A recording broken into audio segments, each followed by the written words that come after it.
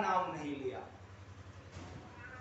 तो आप परख नहीं सकते जो आपके श्वास में रमण करने वाला राम है, जो सर्वत्र है, व्याप्त है, कण कण में है। उस अविनाशी राम को यदि देखना हो, लखना हो, परखना हो तो शर्त मानना पड़ेगा, गुरु का नाम तो याद करना, तो नाम लेकर गुरु से तुम तो ले लिया तो फर्क हो जाएगी, और नहीं लिया तो नहीं पहचान पाओगे। परखना मतलब पहचानना, और जो नहीं पहचाना वही तो घूम रहा है इधर उधर, वही तो भटक रहा है मंदिर मस्जिद तीर्थों में, कहीं खोज रहा है, कोई मजहब में खोज रहा है, कोई मंदिर में खोज रहा है, कोई तीर्थों में जाकर के खोज रहा है, और कुछ लोग तो पुस्तक के पन्नों में ही खोज रहे हैं, खूब खोज रहे हैं, लेकिन अभी तक मिला नहीं। बल्कि खोजते खोजते अपने ही यहाँ से चले गए, खोजने वाले चले गए और खो जाने वाले रह गए। जिसने खो गया वो संसार में रह गया, और जिसने खोजा वो संसार से विदा हो गया। तो फिर अगला भजन कौन था? अच्छा, इसको तो कई लोगों के मुंह से टेरते हुए सुना, लोग इसको टेर रहे हैं, क्योंकि जब ये भजन मिला था तो भजन की राग कुछ और थी, ठीक, जो कि बहुत पहले सुनाया था, लेकिन जब इसको दोबारा सुनाना हुआ तो थोड़ा सा संकेत मिल गया।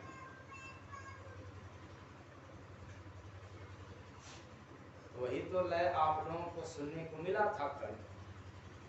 पंछी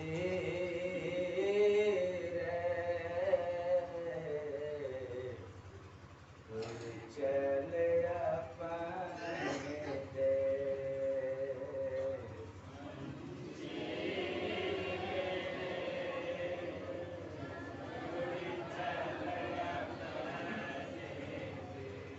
आप लोग इधर सीधा कर दे रहे हैं वो कैसे?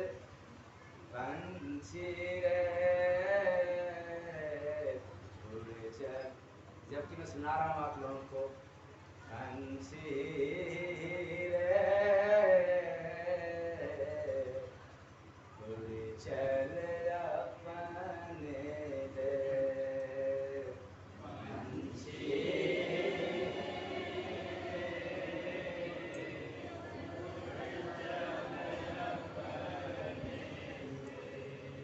इस दुनिया में कुछ नहीं तेरा, यह तो है परदेस, पंछी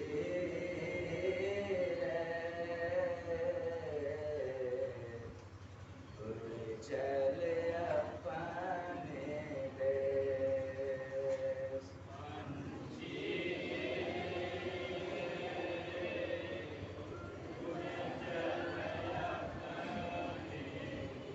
पंछी रे उड़ चल निज देश।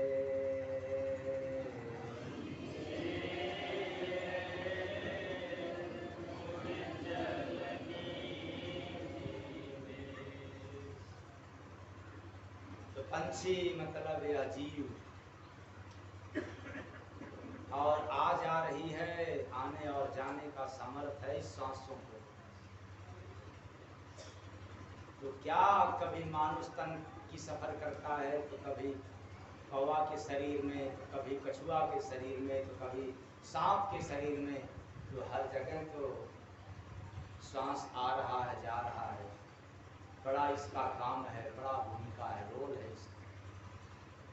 अब तुम छोड़ इस काया को जो काल माया की रचित है, अब चल अपने देश, अपने वतन, निज धाम को, तू जहाँ केवल विश्राम करता था, न आता था न जाता था, और यहाँ तो बड़ा काम है, आना जाना लगा है।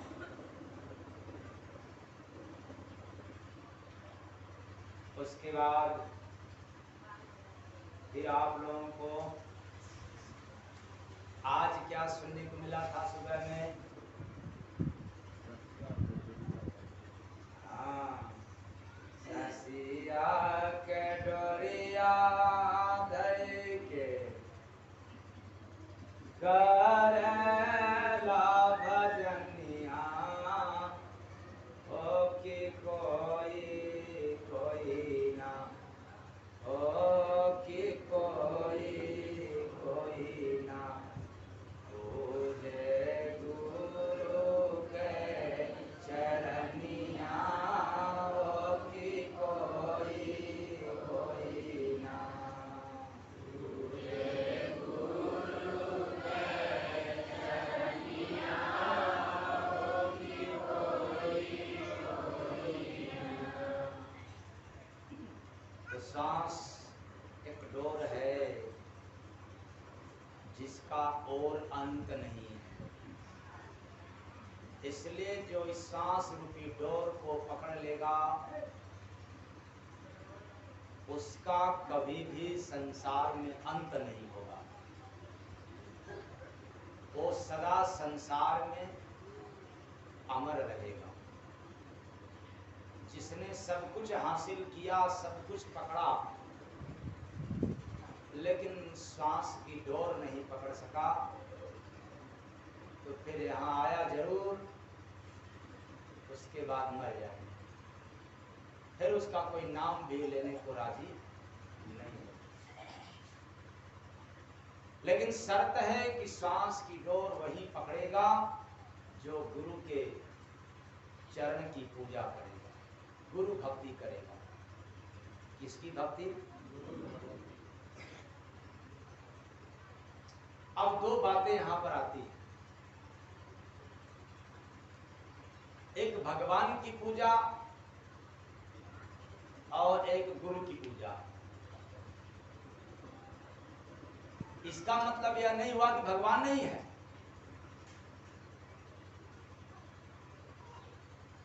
अगर हम लोग इसका अर्थ ये लगाएं कि गुरु की पूजा करेंगे तो भगवान से बड़े हो गए, या भगवान को नहीं मानते, या अपनी पूजा करने के लिए गुरु लोग कहते हैं, तो याद रखना ऐसा इंसान तुच्छ बुद्धि का है। किस बुद्धि का? तुच्छ बुद्धि का। कैसे माना जाए? आपको क्या पता है कि भगवान का क्या रूप है? पता है? अगर किसी से पूछा जाए कि भगवान का रूप आप देखे हो, क्या बतलाओगे? यही कहेगा कोई दुर्गा माई, कोई काली माई, कोई शंकर भगवान, कोई विष्णु भगवान, कोई कृष्ण भगवान, कोई गांव का डी भगवान, है? कोई चौरी माता, कोई मरी माता, कोई दैया माई, कोई कौन माई, है? यही ना आप लोग बताओगे। लेकिन भगवान का रूप तो बताया नहीं। अब भगवान का रूप बदलने वाला तो है नहीं, उनका तो रूप एक है। और कौन कहता है कि भगवान का रूप अनेक है? और जो कहता है कि भगवान का रूप अनेक है, तो भगवान से बहुत दूर है। और जो कहता है कि भगवान का इतना नाम है, वह भगवान के नाम से बहुत दूर है। क्योंकि भगवान तो अरूप है, अनाम है।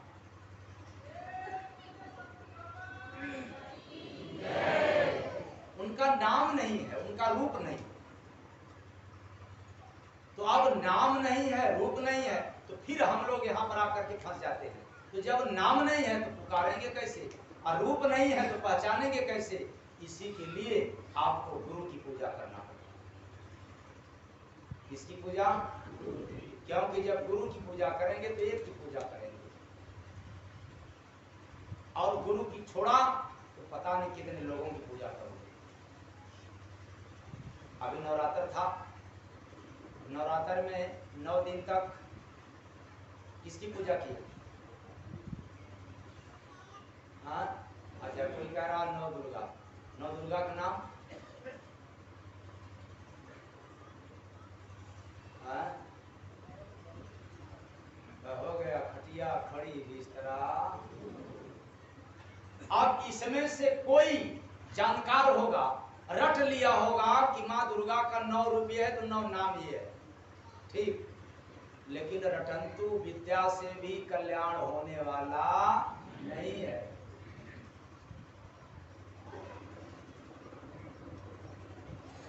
इस संसार में जितने लोगों ने अमर हुआ है वो भगवान की पूजा करके नहीं, गुरु की भक्ति करके अमर हुआ। आप इतिहास उठा करके देखा। अब गुरु की भक्ति किया तो इसका मतलब नहीं कि इंसान की भक्ति किया। गुरु एक पद होता है, गुरु देह नहीं होता है।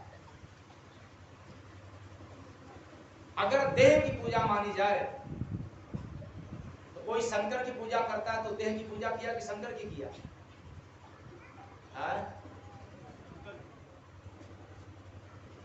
शंकर का फोटो सामने रख करके अगर पूजा किया तो किसका पूजा किया हो? शरीर का किया कि शंकर का किया? बस इसी जगह मैटर आकर के फंस जाता। दुर्गा की फोटो के सामने यदि हमने पूजा किया, दुर्गा की फोटो देख करके, तो किसका पूजा किया? फोटो की कि दुर्गा की किया? तो बिना फोटो रख करके पूजा करो ना, पहचान पाओगे?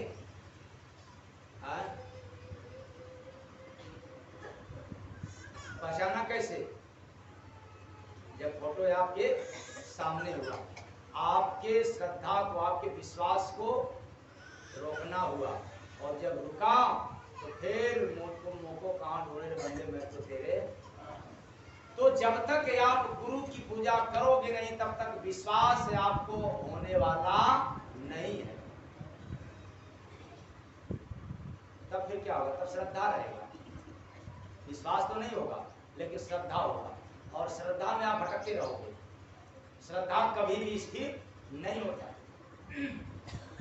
श्रद्धा में आज इसका पूजा किया तो कल इसका पूजा किया, परसों पर उसका किया, नरसों पता नहीं किसका किया, ऐसे ही करते करते आप चले जाएंगे। हर दिन हर भगवान की पूजा करते रहोगे।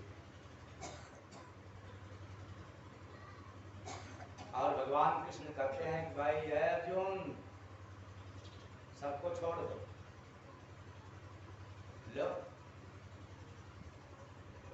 सबको छोड़ दो, तब किसको पकड़ लो? भगवान कृष्ण कहते हैं अर्जुन से कि है अर्जुन, सबको छोड़ करके आजा केवल मेरे शरण में।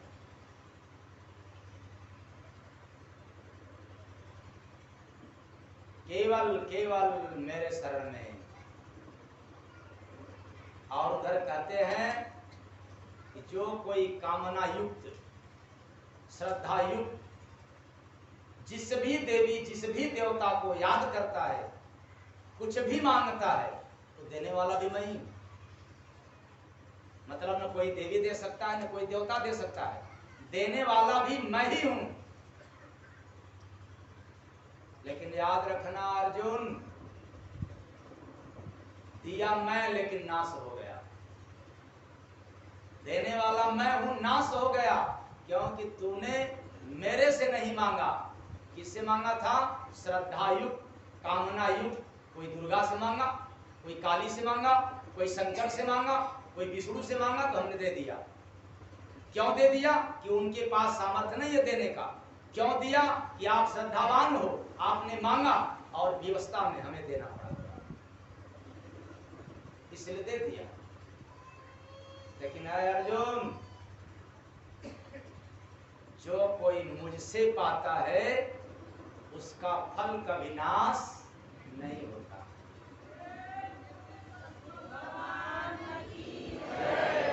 उसका फल भी कभी नाश नहीं होता। तो आप लोग किससे किससे मांगते हो?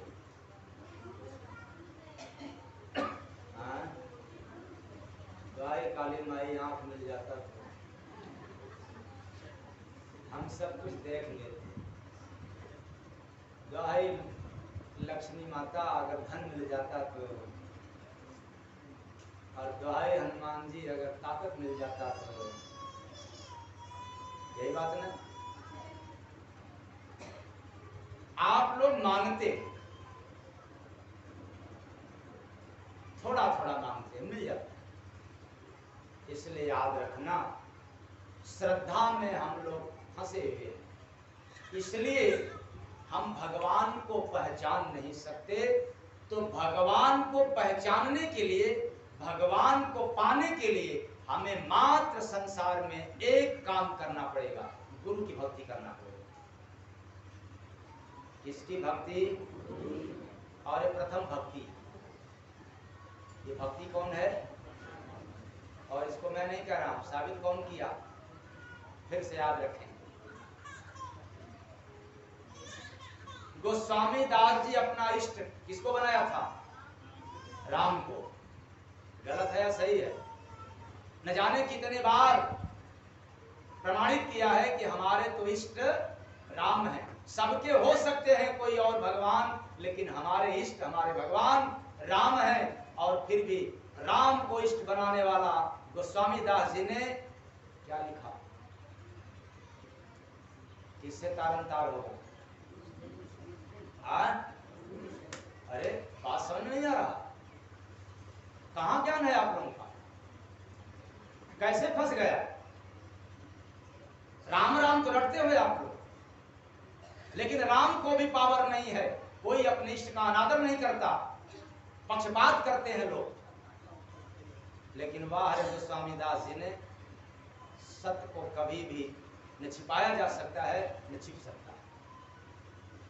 इस दुनिया में अगर कोई तारने वाला है तो गुरु है। इसलिए गुरु बिन भाव निधि तरह न कोई, जो विरंच शंकर सब। पूजा किसकी होगी? किसका होगा? अच्छा, गुरु की पूजा करेंगे तो राम नहीं मिलेंगे क्या? अच्छा, राम की पूजा करेंगे तो गुरु मिल जाएगा क्या? ठीक से आपने जवाब दो। अगर राम की पूजा करेंगे तो गुरु मिलेगा कि नहीं मिलेगा? नहीं मिलेगा। और गुरु की पूजा करेंगे तो राम मिल जाएंगे कि नहीं? तो फायदा किसमें है, गुरु की पूजा में कि राम के? जो अक्ल के अंधे होते हैं, अक्ल का जो अंधा व्यक्ति रहता है उसको पता ही नहीं है वेद का, पुराण का, शास्त्र का, संत मत का। अक्ल का अंधा, ब्लाइंड माइंड, ब्लाइंड माइंड, अक्ल का अंधा। क्योंकि ज्ञान तो है लेकिन विवेक नहीं है। इसलिए गुरु की भक्ति सर्वोपरि है। तो ये जो श्वास की डोर है ये तब मिलेगा, जैसे दोपहर के सत्संग में, सुबह के सत्संग में मैंने क्या बतलाया कि श्वास की डोर का कोई और अंत नहीं है। और ये श्वास है किसका? ये प्रभु का है, ये भगवान का है। और पकड़ाएगा कौन? गुरु पकड़ाएगा। कौन पकड़ाएगा? तो ससिया के डोरिया धर के आगे करेला भजनिया हो कि कोई कोई ना पूजे गुरु के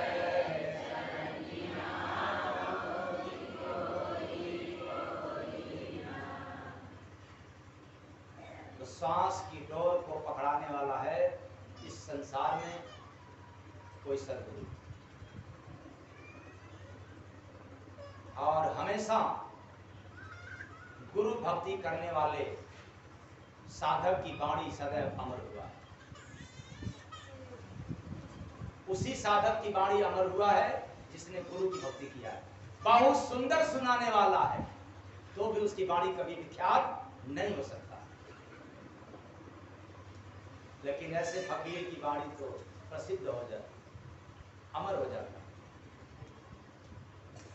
तो जब श्वासों की अंतिम घड़ी दुख पाएगा तब रे बड़ी,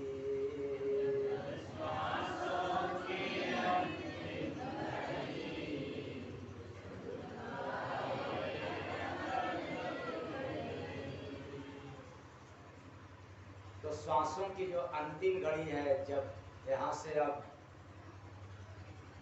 अंदर श्वास है या बाहर निकलेगी कि नहीं इसकी कोई गारंटी, मानो अंतिम समय, या श्वास बाहर निकली है अब भीतर जाएगी कि नहीं इसकी कोई गारंटी नहीं।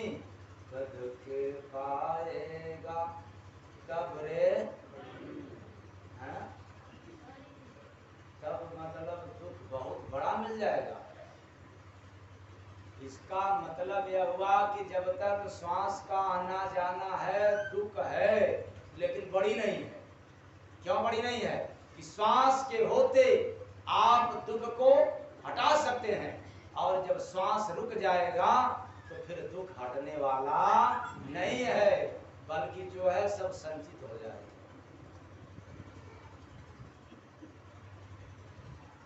तो कहेंगे कि और कुछ राज है? हाँ, और भी राज है, नहीं बता रहा हूं क्योंकि यह मुझे पता है कि यह भजन कई जगह छेड़ा, कई तरह का अर्थ सुनने को मिला है, और आज भी उसी अर्थ पर जाए फिर मतलब क्या? और आप लोग तो आसरा लगाए रहते हैं कि एक शब्द का एक ही बार एक ही मिले कि बार बार अलग अलग मिले, अलग अलग। अच्छा, अगर एक ही बार हर बार एक ही बार मिले तब, हर बार एक ही बात मिले तब, तो आप लोग सुनने के लिए आओगे? तब तो बड़ा गड़बड़ है, घटा हो जाएगा। तो कहने का तात्पर्य है दुख बड़ी, श्वास के रहते दुख की समाप्ति का सुविधा है, और श्वास निकल जाने के बाद दुख भगाने का, मिटाने का, खत्म करने का कोई साधन नहीं है। लेकिन आप लोग क्या करते हैं?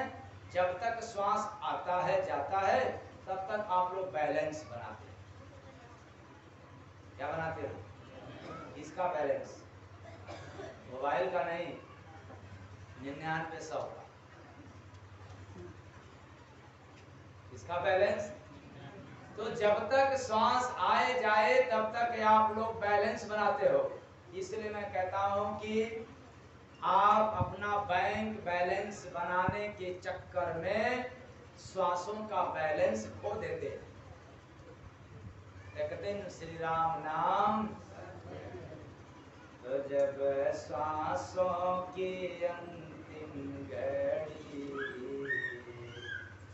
दुख पाएगा तब रे बड़ी,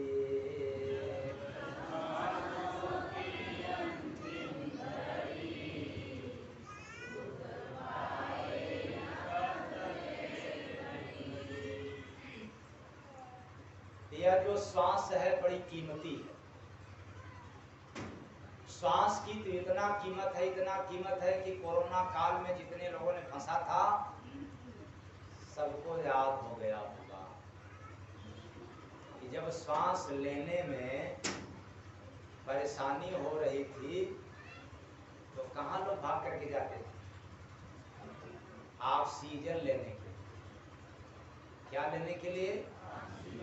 तो ऑक्सीजन मुफ्त में मिलता था कि पैसे में? किसको बचाने के लिए? क्या गंवाना पड़ा? फिर से याद रखना, किसको बचाने के लिए क्या गंवाना पड़ा? तो प्रमुख कौन है, पैसा या श्वास? किसको आप लोग फालतू गंवा रहे हो? याद हो गया? किसको फालतू आप लोग निकाल खर्च कर रहे हो? श्वास को।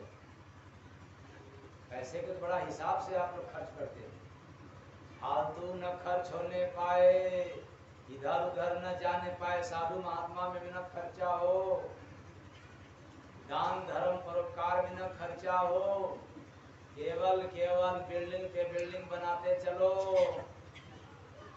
और बढ़िया बढ़िया पूरी पकवान बना करके खाते रहो और श्वास की पूंजी ही गंवाते रहो। श्वास लेने में जब दिक्कत आई कोरोना काल में, तो ऑक्सीजन लेने के लिए आधा घंटा, 1 घंटे का, 2 घंटे का कितना पैसा लग जाता था? हजारों हजारों का। अरे जरा सोचो, जब घंटा 2 घंटा में हजारों हजारों लाखों लाखों का खर्च करना पड़ गया श्वास को बचाने के लिए, और आप ऐसे ही श्वास को गवा करके जब जाते हो तो उस श्वास की हिसाब पूछेगा तो क्या करोगे?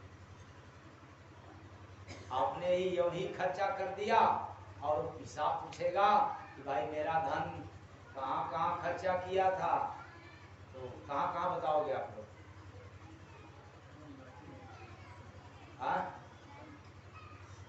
क्यों? अच्छा, आप पैसा कमाते हो, कहाँ कहाँ खर्चा किए हो, 3 हिस्सा तो याद रहता ही होगा।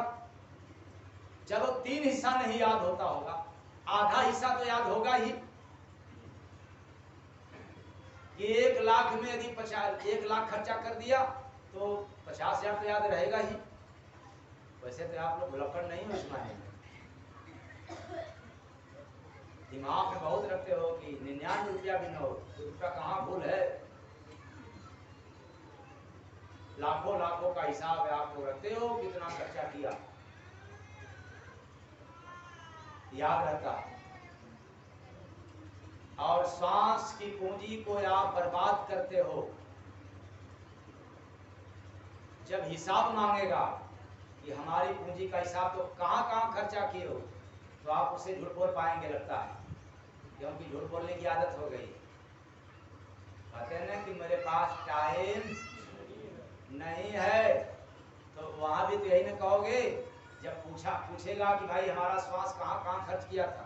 अच्छा ये बताएं, श्वास किसका है, आपका है? नहीं है, फिर घमंड किस बात का? जब एक श्वास भी आपका नहीं है, इस पर अधिकार नहीं है, तो फिर अहंकार किस बात की? तो विचार करें, जिसका श्वास है उसके पास गया, अब हिसाब लगा पूछने कि बताओ मेरा पैसा, मेरा धन कहाँ कहाँ खर्चा किया, क्योंकि उसके पास एक एक श्वास का हिसाब है। वैसे जैसे आप लोग एक एक पाई का, एक एक पैसे का हिसाब रखते हो, एक एक रुपया का हिसाब रखते हो, उसी तरह से जिसका श्वास रूपी धन है वो एक एक श्वास का हिसाब रखता है।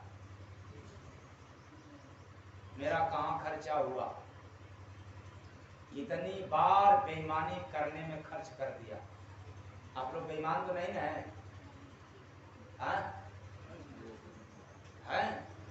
अच्छा, उसमें नंबर 1 है कि नंबर 2 है? अच्छा नंबर 1। अच्छा ठीक, कब फेल होंगे इसमें? फर्स्ट डिवीजन पास है। तो लालच में कितना हमने श्वास की पूंजी को गंवाया, क्रोध करने में कितनी श्वास की पूंजी को खर्च किया, किसी को सताने में, किसी को बेइज्जत करने में कितनी बार श्वास की पूंजी को लगाया यानी खर्च किया। सब संचित हो रहा है। अब कहोगे कि कहाँ संचित हो रहा है? तुम्हारे खाते में संचित हो रहा है। किसके खाते में? अच्छा, कमाओगे आप, पड़ोसी के घर में संचित होगा? हाँ? तो आप गंवा रहे हो और आप कमा रहे हो। अब चाहे पुण्य कमाओ चाहे पाप, ये सब आपके खाता में संचित हो रहा है। और जब हिसाब पूछा जाएगा तो वहां आप नहीं झूठ बोल सकते। इसलिए नहीं झूठ बोल सकते कि वो तो हिसाब आपके पास ही रहेगा। कहोगे कि देख क्यों नहीं पाया, क्यों नहीं अभी तक देख पाया? क्योंकि हम लोग अक्ल का दुश्मन है। किसका दुश्मन? अक्ल का दुश्मन, अ फॉलिश पर्सन। अक्ल का दुश्मन। ज्ञान तो था, समझ नहीं था, परख नहीं था, पहचान नहीं सका, और कागज की नोट को संचित करने में अनमोल संपत्ति को गंवाता गया। यही कहा जाए, संसार की संपत्ति के चक्कर में ओंकार का धन बर्बाद कर दिया। तो जब श्वासों के अंतिम घड़ी दुख पाएगा तब रे बड़ी। श्वासों के अंतिम घड़ी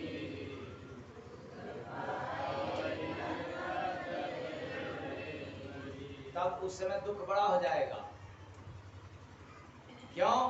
कि अब तो श्वास की पूंजी स्थिर हो गया, अब आपके अधीन नहीं है।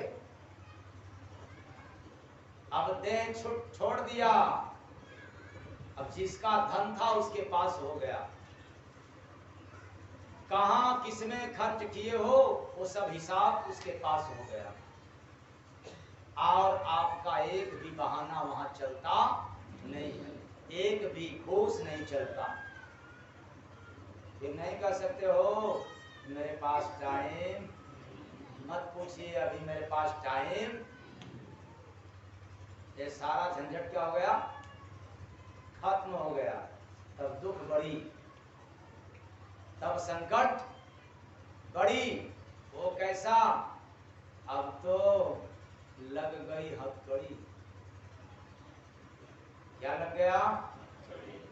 तो लग जाएगा रे हथकड़ी, दुख पाएगा तब रे बड़ी।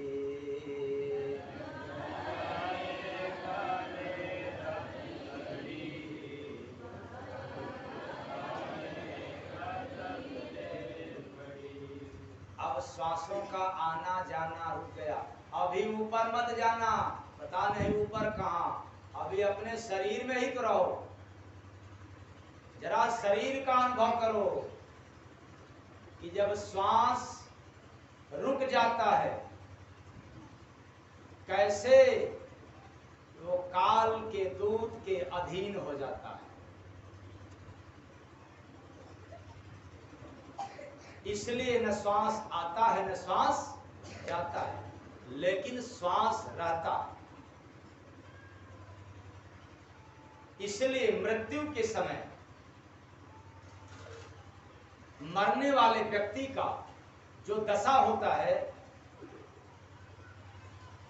इसका अनुभव है कि सारी ऊर्जा, सारी एनर्जी एक जगह इकट्ठा हो जाती है। ऐसे पूरे शरीर में है, रन कर रहा है। लेकिन जब मौत का घड़ी आता है, जब अंतिम दशा होता है, तो सिकुड़ जाता है। ऐसे फैला हुआ, तो सिकुड़ कैसे जाता है? जैसे आप लोग ऐसी कोई डरावना, कोई भयावह सीन जब देख लेते हैं तो डर लग जाता है कि नहीं? उस समय सारे अंग क्या हो जाता है? सिकुड़ जाता है, खिल जाता है? सिकुड़ जाता है। ऐसे ही जब काल के दूत सामने, दूत आएगा लेकर, याद कर रहे हो नहीं? मृत्यु का सीन, ये कोई मैं बना करके नहीं कह रहा हूं। तो दूत आएगा लेकर छड़ी, आगे का बात तो आपको पता है। जब आपके सामने आकर के खड़ा हो जाता है काल का दूत, तो सिकुड़ जाते हैं, हिल जाते हैं, कांप जाते हैं, और इतना डर लग जाता है, इतना हिल जाते हैं, कांप जाते हैं कि आवाज नहीं निकलता।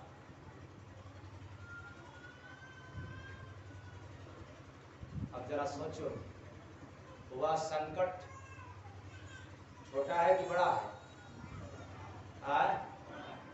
अभी श्वास निकला नहीं है, न आ रही है न जा रही है, लेकिन काल के दूत छड़ी लेकर के तैयार हो गए। किस लिए? चलना है, अब मेरा घर खाली, चलो वक्त हो गया। तो दुख पाएगा तब रे, अरे चलना है तो कहोगे कि अब कहां चले? अभी तो रात दिन जहां चला वो तो सब कुछ दिख नहीं रहा, कोई हलचल नहीं, लेकिन चलना। कहोगे ये जानता कौन? इसको कौन बता सकता, कौन सुन सकता है? तो संसार में बिना फकीर का न कोई जान सकता है न कोई सुन सकता है। लेकिन जब फकीर इस राज को खोलेंगे तब आपको अनुभव होगा। किसी किसी को, वह भी किसी किसी को, सबको नहीं हो सकता। तो मौत के समय जब संकट आता है, उसका दुनिया में कोई निवारण करता नहीं। अभी मरा नहीं, बस श्वास थम गई, ठहर गई, साधना से नहीं, काल के दूत को देख करके कंपन आ गया, थर्रा गई रूह, कांप गया। इसकी सारी एनर्जी एक जगह हो गई। अब ये न आना न जाना, न इधर ना उधर, कुछ भी नहीं। उसके बाद जब लेकर के जाता है तो कितनी पीड़ा होती है, क्या सजा देता है, ये कहानी छोड़ो। मरने से पहले, मरने की अवस्था की कहानी। यह संकट इसलिए बड़ा होता है कि अभी आपको ज्ञान है अपने परिवार का, समाज का, धन संपदा का, और काल के दूत को देख करके आप भयभीत हैं, कंपित हैं। इधर से आवाज भी नहीं आ रहा है और उधर छूट भी रहा है। ये क्या बात है? आवाज भी नहीं आ रही है और छूट भी रहा है, तो बताओ उस समय संकट कम रहेगा कि ज्यादा? आप लोग देखते होंगे किसी को अगर सांप दौड़ाता है तो कितने लोग तो गिर जाते हैं, यही ना, मारे डर के। अब कितने लोग तो दूर से देखते ही अरे बाप रे बाप, कहीं नहीं पाते हैं। अब कुछ लोग तो एक दो बार कतेरे सांप सांप तो पता चला कि क्यों कांप जाते हैं। और काल के दूत तो सांप का भी बाप है, क्योंकि जिस सांप से आप डरते हो उससे सांप भी डरता है। बात यही दूसरा है, जिस सांप से आप डरते हो वह सांप भी किससे डरता है? काल से। क्यों? अगर लाठी उठाओ तो मौत का डर उसको भी सताता है कि नहीं? तभी तो अपने बचाव के लिए डसता है। यहाँ सब के सब काल से डरते हैं, किसी को आवाज नहीं आती। हाँ, कुछ लोग हैं जिनको बड़े धड़ल्ले से आवाज करते हैं कि देखो सांप है, बचाओ, आओ, कुछ भी कर लो, लेकिन ये बहुत कम लोग पाए जाते हैं। इसलिए याद रखना, उस वक्त जब काल के दूत सामने खड़ा हो जाते हैं तो केवल देख करके इतना कंपन पैदा हो जाता है कि आवाज नहीं निकलता, श्वास की ताकत छीड़ हो जाता है, ठहर जाता है, न आना और न जाना।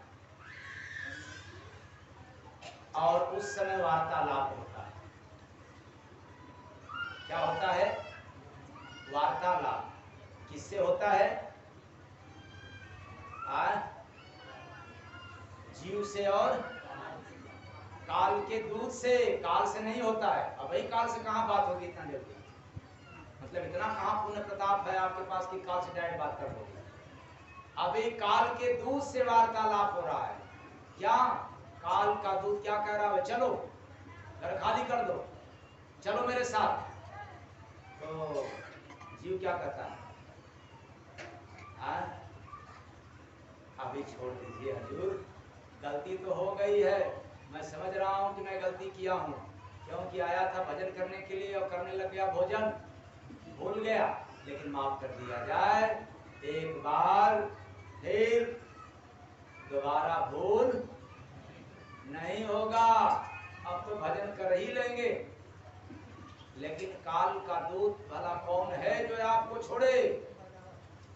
क्योंकि काल के दूत पर भी अधिकार किसी और का है, इसलिए उसके भी सामने व्यवस्था है, मजबूर है आपको ले जाने के लिए।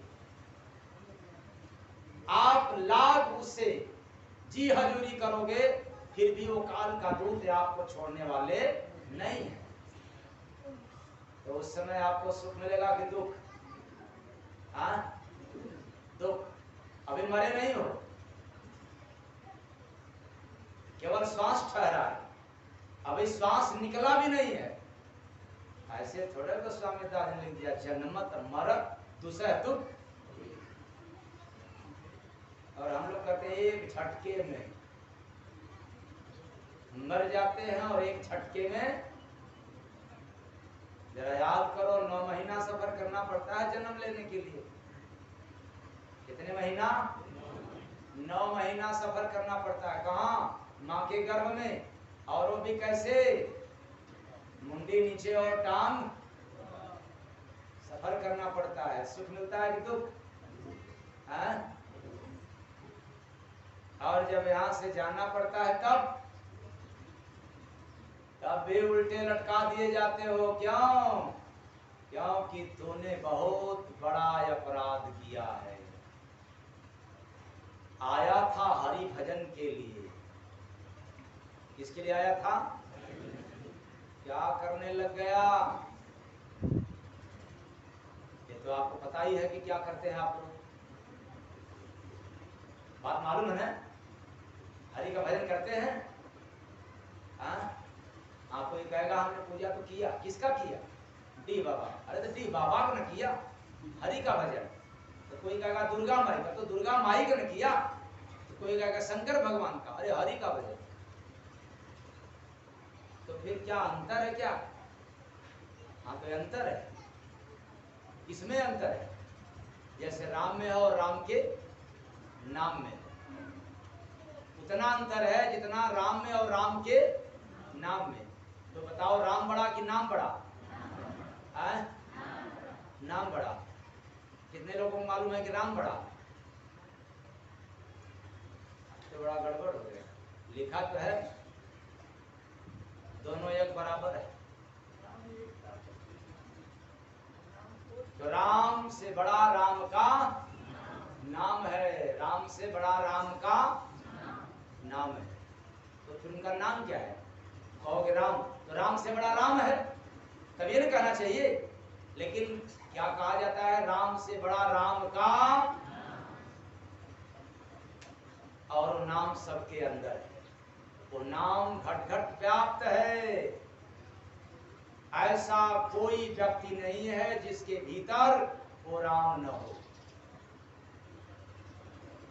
इसलिए मैंने सुनाया था, तेरे श्वासों में रमता वही राम है, नाम लेकर गुरु से तू परखा नहीं, तेरे श्वासों में रमता वही राम है, नाम लेकर गुरु से तू परखा नहीं। तो श्वास में रमण करने वाला राम, उस राम को पहचानना हो तो गुरु भक्ति करना पड़ेगा। हाँ, किसी और राम को पहचानना हो, किसी और देवी देवता को पहचानना हो तो गुरु की भक्ति करने की कोई जरूरत नहीं। क्यों? तो उनको आप हर जगह देख लोगे, कहीं न कहीं मंदिर में, कहीं न कहीं फोटो पर मिल जाएंगे, लेकिन वो राम जो पहले भी थे, आज भी हैं और आगे भी रहेंगे, उस राम को लखना हो तो क्या करना पड़ेगा? नाम लेकर गुरु से तू परखा नहीं, तेरे श्वासों में रमता वही राम है, नाम लेकर गुरु से तू परखा नहीं। तो बात चल रहा था कि विश्वास निकला नहीं है, अभी मौत बाकी है, अंतिम घड़ी है। श्वास का रुक जाना, क्योंकि जब तक श्वास रुकेगा नहीं तब तक श्वास को ले जाएगा नहीं। तो ले जाने से पहले श्वास को रोकता है, और जो ले जाता है वही रोकता है। आदमी कोई चलने वाला हो, दौड़ने वाला हो, तो उसको कैसे पकड़ोगे? रोक करके ना, घेर करके ना। तो उसी तरह से जो श्वास चल रहा है, ये मत समझना कि अरे ये तो अपने से श्वास छोड़ दिया, नहीं, जबरदस्ती छोड़ा है, क्योंकि वो छोड़ना पसंद नहीं कोई करते। पर काल के दूत जब सामने खड़ा हो जाते हैं तब आपको ललकारते हैं, कहते हैं कि ऐ जीव चलो मेरे संग, तुझे चलना पड़ेगा क्योंकि मैं तुझे ही लेने आया हूं। यह पैगाम सुनते ही सांस कांप जाता है, थर्रा जाता है, हिल जाता है, डर जाता है। उसके बाद तब इकट्ठा करता है और अपने बस में लेकर के जाता है। कहाँ लेकर के जाता है? ससुराल, सड़वाने, हाँ, मायके, अच्छा ननिहाल, तब कहाँ लेके जाता है?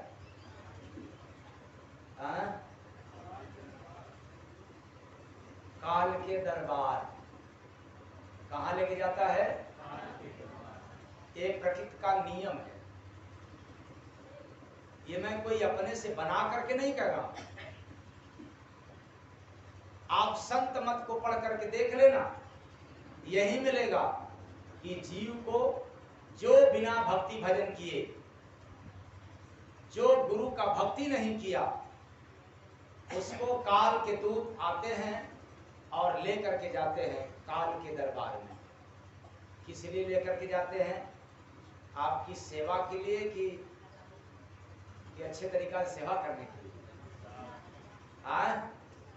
हाँ, सेवा करने के लिए नहीं, ले जाते हैं हिसाब देने के लिए। क्या देने के लिए? हिसाब तो कहोगे कि अरे हिसाब तो सब छोड़ करके जाते हैं, तो देंगे क्या? अरे श्वास का हिसाब, इतना छोड़ा और इतना खींचा और कहाँ कहाँ खर्चा किया, तो इतना चोरी में, इतना बेईमानी में, इतना दलाली में, इतना मांस खाने में, इतना चुगलाई करने में, इतना निंदा करने में, इतना किसी को कलंकित करने में, और कभी थोड़ा थोड़ा एक आध दो श्वास की पूंजी खर्च हुआ है, वो खर्च होते समय कुछ दान किया है, कुछ पुण्य किया है, कुछ परोपकार किया है, तो बताओ क्या मांगोगे? पाप की गठरी ज्यादा और पुण्य का तो नामो निशान केवल मात्र मात्रा भर, तो उसके बदले में क्या मांगोगे? सुख मांगोगे कि दुख? सुख, क्या बात है, मांगोगे सुख, क्या दे देगा वो अपने से कुछ नहीं देता, याद रखना। हम सब काल को इतना कलंकित किया, इतना बदनाम करते हैं, काल का रत्ती मात्र दोष नहीं है, माया का रत्ती मात्र दोष नहीं है, क्योंकि इसी संसार में, इसी काल माया की दुनिया में बड़े बड़े ऋषि मुनि आए और यहाँ से मुक्त होकर के चले गए। अगर संसार में या काल माया में दोष रहता तो उनको भी कलंकित कर दिया।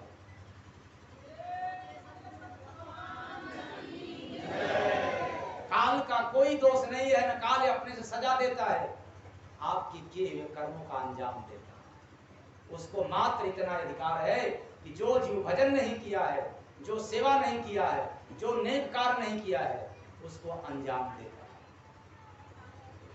और जो नेक कार्य करके जाता है उसको तो पूछता तक भी नहीं है, बाप रे बाप यह तो मेरे से भी महान है, काल नहीं पूछता। तो आप लोग कौन सा करके जाना चाहते हैं? काल आपसे पूछे, हिसाब मांगे, वैसा काम करके जाएंगे, या काल आपसे हिसाब ही न मांगे, वह काम करके जाएंगे?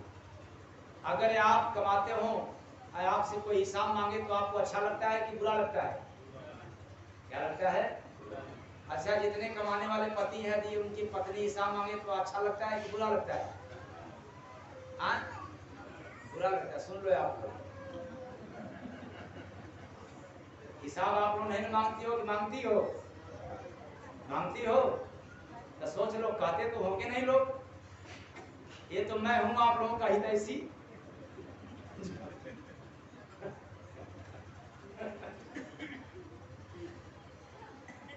आप लोगों की भला के लिए मैं बता देता हूं कभी कभी, और बदले में कुछ मांगता भी नहीं हूं। तो जब पति से आप लोग हिसाब मांगती हो तो भले वो न कह सके, लेकिन समझ लो उस समय काल के समान ही तो लगती होगी। इसलिए काम चला लिया करो, लेकिन हिसाब मत मांगा करो, क्योंकि उनको बेहिसाब रहने दो। क्यों बेहिसाब रहने दो? उनको केवल आप ही को नहीं देखना है, अरे उनको तो माता को भी देखना है, पिता को भी देखना है, भाई बंधु को भी देखना है, और सगे संबंधी नात रिश्तेदारों को भी देखना है। लेकिन आप हिसाब इसलिए मांगती हो और ऊपर से धौंस जमाती हो कि नहीं, आप अपने माता पिता को भी किया करो, लेकिन हमको हिसाब। खटिया खड़ी बिस्तरा। ठीक है, मैं मानता हूं कि आप लोग कल से हिसाब नहीं मांगोगे, काम चला लोगे, लेकिन बात कहां चल रही है अभी? श्वास की हिसाब काल का दूध नहीं, काल मांगता है, और जब देखता है कि हिसाब आपका सही मिलता नहीं है, तब आपको सजा सुनाता है। फिर से याद रखना, काल आपको दंड सुना देता है लेकिन मारता नहीं। इसलिए काल को भगवान कहा गया। काल भगवान, काल कभी भी किसी को मारता नहीं, काल केवल आपके किए हुए कर्मों का अंजाम सुना देता है,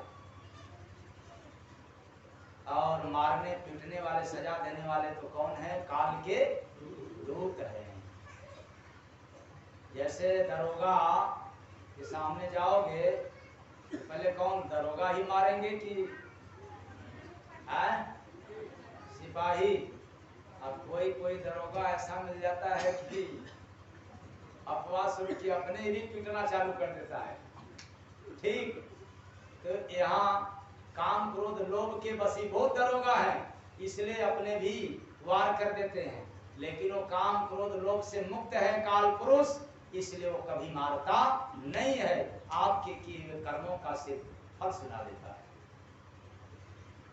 इसलिए उसके दरबार में जाओ, ऐसा आपको फल मिले जो चखने में अच्छा लगे, और ऐसा फल न मिले कि आपको चखने में भी अच्छा। तो जब श्वासों की अंतिम घड़ी दुख पाएगा तब रे बड़ी।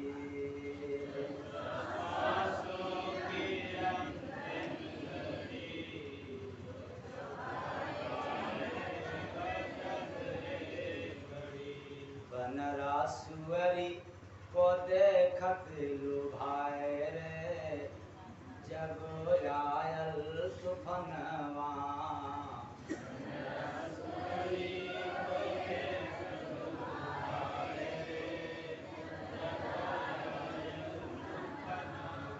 आयल तूफानवा रे आयल तूफानवा, आयल तूफानवा रे आयल तूफानवा। बनरी नेउरा को ठोकत सुलाए रे, जब आयल तूफानवा।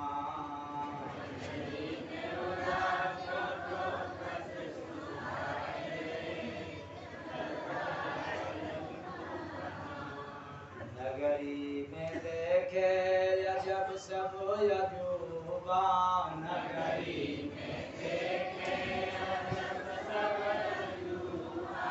गदहा की उठनी बनी महबूबा, गदहा की उठनी बनी महबूबा। सियरा भेड़वा को सोहर सुनाए रे, जब आयल तूफानवा।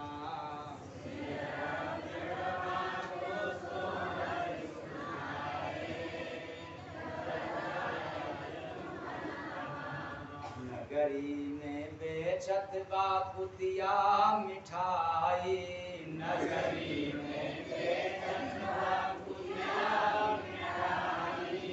अनमोल धन लेके देती बिकाई, अनमोल धन लेके देती बिकाई।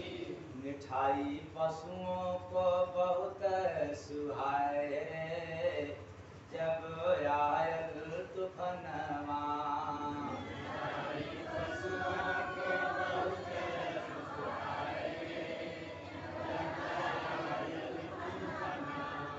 नगरी में उठवा का पक्का है सथिया, नगरी में उठवा का पक्का है सथिया।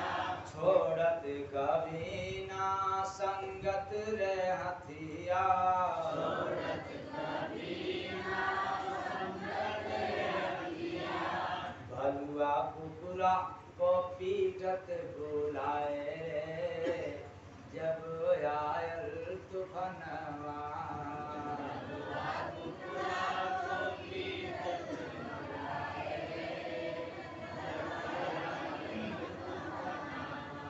नगरी में गाय बिलाई का रिश्ता, नगरी में गाय बिलाई का रिश्ता।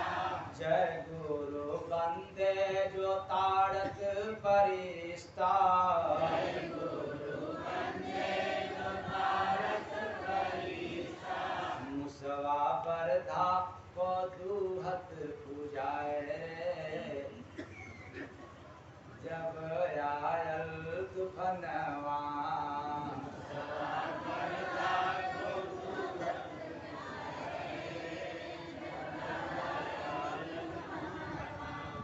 मुसवा बैल को दूहत पूजाए रे, जब आयल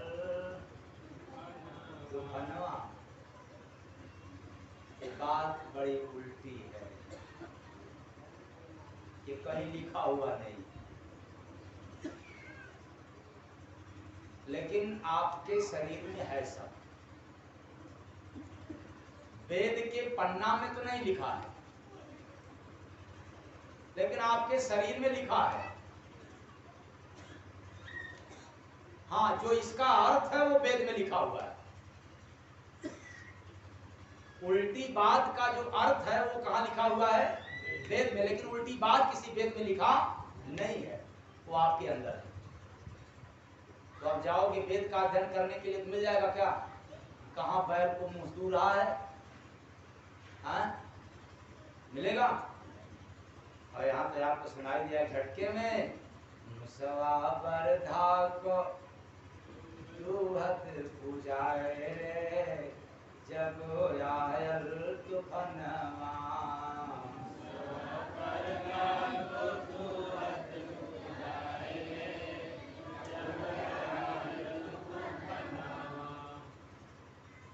तो आप लोगों ने उल्टी बात सुना कि बनरा सुअरी को देखत लुभाए रे, जब आयल। बंदर कौन है? बुद्धि रूपी बंदर। बुद्धि को क्या कहते हैं? बंदर। क्यों? बंदर एक जगह स्थिर नहीं रहता, उसी तरह से मनुष्य का बुद्धि भी एक जगह स्थिर नहीं रहता। तो बुद्धि बनाम बंदर। तो बुद्धि रूपी बंदर सुख सुविधा रूपी स्वरी को, स्वरी माने सुख सुविधा, तो सुख सुविधा रूपी स्वरी को देखते ही उसके तरफ आकर्षित हो जाता है। यानी बुद्धि सोचता है कि कितना सुख सुविधा हो जाए, मोहित हो जाता है। और बनरी नेउरा को ठोकत सुलाए रे, जब आयल तूफानवा। बनरी नेउरा को ठोकत सुलाए रे, जब आयल तूफानवा। तो जैसे ही सुख सुविधा रूपी ईश्वरी को बुद्धि रूपी बंदर देखने पर मोहित हो जाता है, आकर्षित हो जाता है, तब जवानी रूपी तूफान संसार रूपी मैदान में, कौन तूफान? जवानी रूपी तूफान संसार रूपी मैदान में आ जाता है, भूचाल हो जाता है। क्या कर दूं? कितना झूठ बेईमानी डकैती कर दूं कि सुख सुविधा हो जाए, तूफान आ जाता है। इसलिए श्रद्धा रूपी बनरी, बनरी कौन? बनरी नेउरा को ठोकर। नेउरा कौन? निगुरा, जो बिना गुरु के शरण में है बेचारे। आज तक बेचारे बड़े पूजा पाठ किए नियमित, लेकिन फिर भी वो निगुरा है, न्योला। अखंड पूजा की, अखंड कीर्तन करवाए, लेकिन फिर भी बेचारा क्या है? न्योला, निगुरा है। तो श्रद्धा रूपी बनरी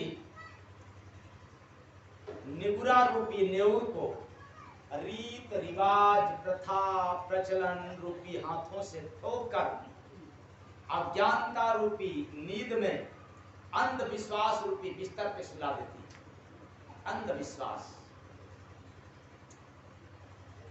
जैसे परसों मैंने बताया था कि दुनिया में ऐसा कोई ओझा मिले, ऐसा कोई ओझा, क्योंकि अधिकांश लोग तो ओझाओं का दर्शन तो कर ही पाए होंगे, और पुरुष भले कम, लेकिन देवियों को तो पूछना ही क्या है। इन लोगों ने सबसे ज्यादा दर्शन किया होगा दो चीज का, या तो तांत्रिक हाथ रखने वालों का, या तो भूत बैताल बताने और भगाने वालों का दर्शन ज्यादा पाया होगा। लेकिन इस पूरे संसार की बात हो रही है, ऐसा कोई ओझा मिल जाए वफादार, जिस आंख से देख करके भूत बताता है, या जो ओझा आपको इधर से उधर करता है, या जो मंत्र को पढ़ करके आपके मरे हुए लोगों को पितर बना करके गया ले जाते हैं, उनसे मुलाकात करवाएं मेरे से। और मैं आपके सामने ही सवाल करूं कि भाई इतना भूत जब आपके पास है तो कृपया कृपया आप गया में न ले जाएं, काशी में न बैठाएं, कहीं और न बैठाएं, कम से कम भारत और पाकिस्तान बॉर्डर पे या तो भारत और चाइना बॉर्डर पे ले जाकर के छोड़ दो, अपना देश तो आजाद है।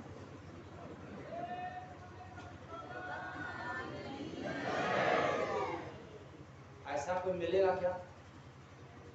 हाँ, ऐसा कोई हितकर मिलेगा? कोई हित ऐसी मिलेगा? नहीं मिलेगा। और मैं आप लोगों के बीच में मंच पर बैठ करके घोषणा करता हूँ, भले मैं आपका हित ऐसी बनूं या न बन सकूं, वो अलग बात है, लेकिन एक विश्वास जरूर मैं आपको दिला रहा हूं, यदि आपको ग्रह परेशान करता हो, आपको भूत बाधा परेशान करता हो, और जिससे आप मिलकर के पता कर लिए हैं कि हमें भूत बाधा परेशान कर रहा है, या तो उससे मेरे से मुलाकात करवाएं, या तो मुझे उनके पास ले चले। मैं चलने को तैयार हूं, और बिन पैसे का उनको मेरे पास लाना तो मैं आपकी तरफ से खर्चा देने को तैयार हूं, और मैं आपकी तरफ से चलूंगा तो बिना खर्चा का चलूंगा। बताओ, ऐसा भी कोई हितकर मिला क्या आपका? कोई नहीं मिला? फिर कहाँ भटके हुए?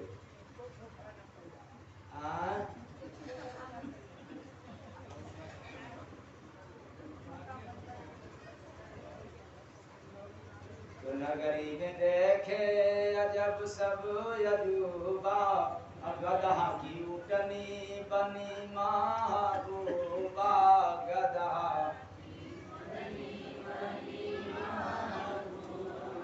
एक ज्ञान रूपी गधा, दोपहर में सुना है ना, ज्ञान रूपी गधा की आवेश रूपी उठनी विद्या रूपी लुगाई बन गई, क्योंकि ज्ञानियों को बड़ा ज्ञान रहता है, उल्टा सीधा सिद्ध करते हैं, लुगाई बन गई। और सियरा भेड़वा को सोहर सुनाए रे, जब आयल तूफानवा,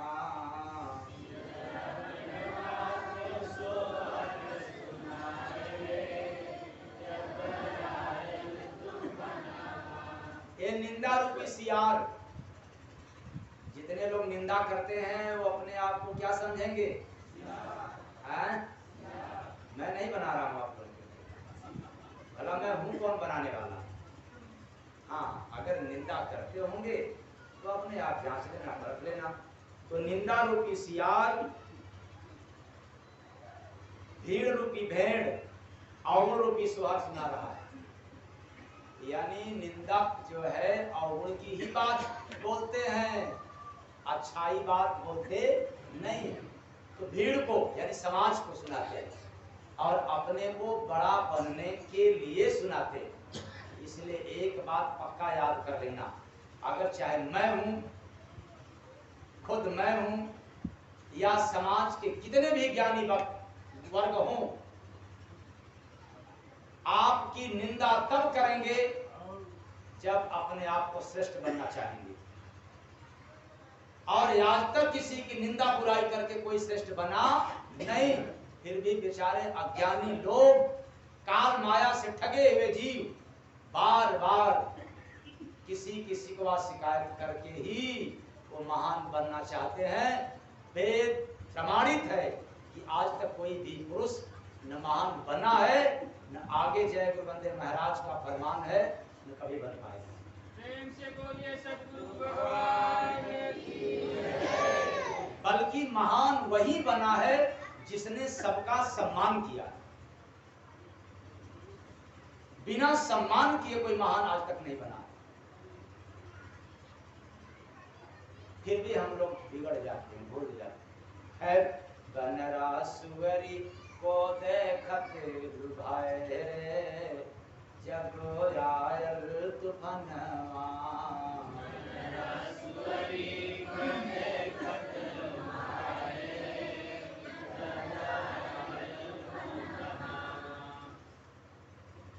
कौन? जवानी रूपी तूफान संसार रूपी मैदान में आ गया। जवान है तो मन मचाना चालू करता है। तो आप सभी लोग जवान है ना कि बुढ़े हो गए? अरे बुढ़े न कहें अलग बात है, लेकिन जवान तो कह सकते हैं कि हम जवान हैं। ओह अच्छा।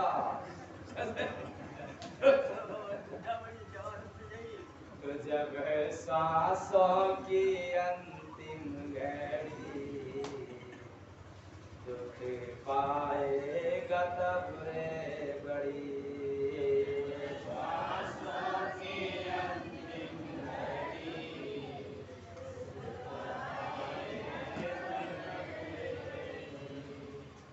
बस आज इतना ही। मेरी वाणी आप लोगों को गहरा चोट पहुंचाया हो न समझने के कारण तो अपने घर का सेवक समझ करके क्षमा कर दीजिएगा। आशा रखता हूं कि आप लोग क्षमा कर देंगे। और आश्रम मंच के दाहिने तरफ झाड़ी महाराज बैठे हुए हैं और अद्भुतदास जी महाराज, आप लोग माइक दे दें और